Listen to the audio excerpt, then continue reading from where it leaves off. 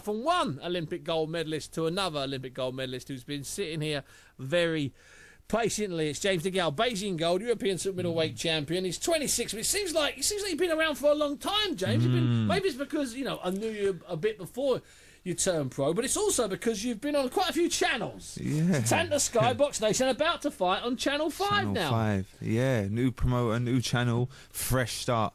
Fresh start, a new chapter, and it's exciting. Fancy, I'm looking forward to it. It is exciting because, you know, what's quite amazing is it is only the 13 fights, isn't it? 13 it's fights. just the 13 fights. That's all. And so I was saying to one of my friends the other day, it feels like I've been round forever, but it's because I've been the British champion, because I've been fast track, because I've been European champion, I reigned European champion, because there was talks of boxing for a world title.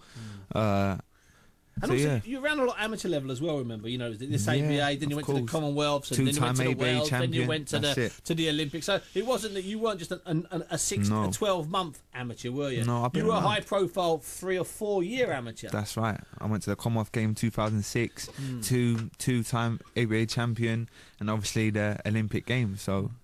Yeah. So it's a fresh start. It's a new beginning in some ways. You're fighting at Blue Water. Are you defending? Is it a Frenchman? Defending, Frenchman. Defending my European title. He's ranked in the top 15 of the EBU. Mahmoudi or whatever. Yeah, he's a toughie. He's out of his 13 fights. He's knocked out nine of them. He's only lost to twice. And with one draw, but I've seen some footage, and he looks tough. He looks tough, so he's going to come and win. And there's not a lot of time before that date, so I'm assuming that date was sort of semi-pre-race. But because you're obviously in good nick, because it's a championship fight, so you've got to make the super middle. I knew I was boxing around October, November, Buncey. So how are you doing at the moment, weight-wise? Because it seems to me that you look good on the weight for a start, but as you're getting older, you're finding it easier.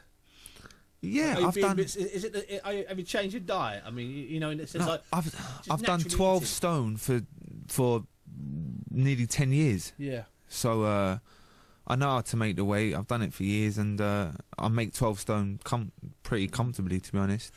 It's been a tough year or so. Very tough. You had a good win in April of this year against Christian Sanavia. You know, he was a good fighter. Very good fighter. Okay, and you know, might not have been at his peak. Doesn't matter. He still did a job on him. He did a proper job on him. Away from home as well. Away from home. Former WBC world champion. Been there, done it. Boxing away from home.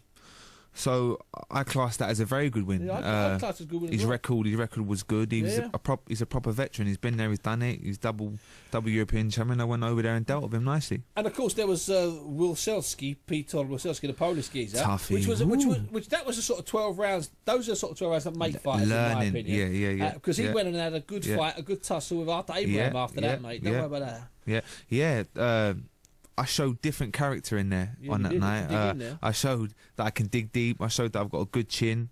I showed different qualities, and I think a lot of people that didn't respect me before respected me after that fight because I did show different qualities. Let me ask you this now, and I'm not going to dwell on the George Groves fight because we've talked about that a lot of times. You and I've talked about it with George. I've done you on different other channels talking about it and written about it a lot. It's a fight that happened in May of last year. Do you wish that last year the order had been Wilselski in May and George Groves in October? Maybe, maybe that's a good shout. That you know that you do that fight because that would show you. I learned so much. I learned just about doing the 12 rounds, just about. And it was a hard 12 rounds. Yeah, Pete on the pole. 12 rounds. It was a tough fight. I got caught in that 4th round, and it's the first time I've been hurt as a professional, properly hurt. But it just shows how fit I am. Cause the recovery, I was 2-3 seconds, and my head was fine, and I was fighting back.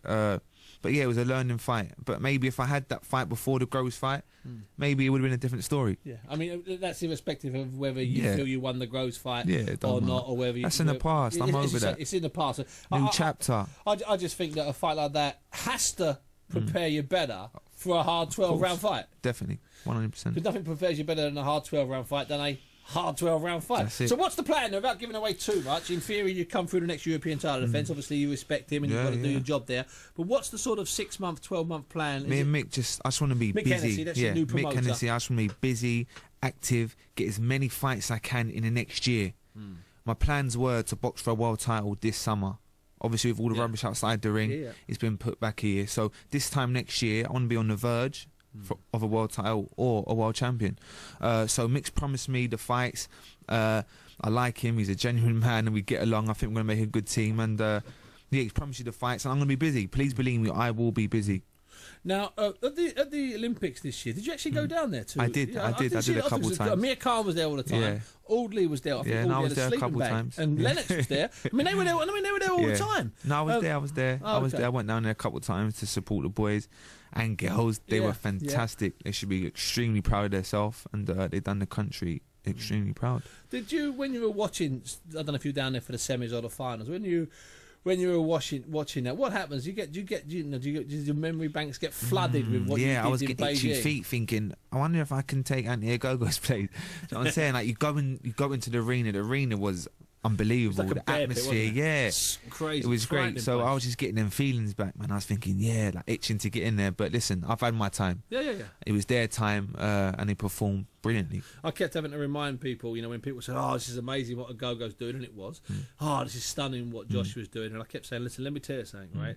On paper, James DeGale shouldn't have even stayed a night in his hotel room in Beijing. He should have just gone to the airport. Should have gone out for a nice meal." Found the way in and gone home. People forget that. Yeah, like the draw I had was unbelievable. The reigning Olympic previous, pound for pound, probably the best amateur in the world in Korobov. Yeah. I had people that's beaten me previous. Darren Sutherland that's beaten me four times previous. It is like a dream come true story kind of thing. Do you know what I'm saying? Like. So yeah, man. But the show was fantastic. Olympic Games is an absolutely great event, and yeah, I get all like a bit like a bit emotional even speaking about it. Yeah. Well, where is? I'm going to let you go because I know I said I'll let you go a few minutes ago. Where's the medal these days? I mean, without giving it away to thieves. But, I mean, is it safe or is it in a bag? You know what I mean? That's just sitting at home. My mum's living room in a second drawer down. Do you know what it is? My dad don't let me have it because I have to go to schools and stuff like that and show it to kids and that, and I just let them like have it for a couple minutes each. And so your dad literally won't let you take it? Yeah, so he has it just stashed away. Yeah, stashed away. Do you still look at it though often? Yeah, every once in a while. Yeah, of course. Yeah, and all the feelings come back. Yeah, of course I do, man. It's a special medal. Well, listen, James, thanks for coming in. I'm sorry that I had to keep you a bit later than I said, but big all. I mean, I'm not quite sure. It's not bad going. That 2 gold medalists on the telephone at the same. 1 gold medalist on the telephone and 1 in the studio. James DeGale, thank you very much indeed. I'm going to speak to Tune in, Channel 5, Hennessy Sports. Yeah, well, that'll be on that. That's on the 13th. Yeah, well, listen, and rightly so. Good luck to you in that fight and then moving forward. James, thanks very much indeed. Thanks for coming in, boss man, and thanks for coming in. Thanks for escorting him in.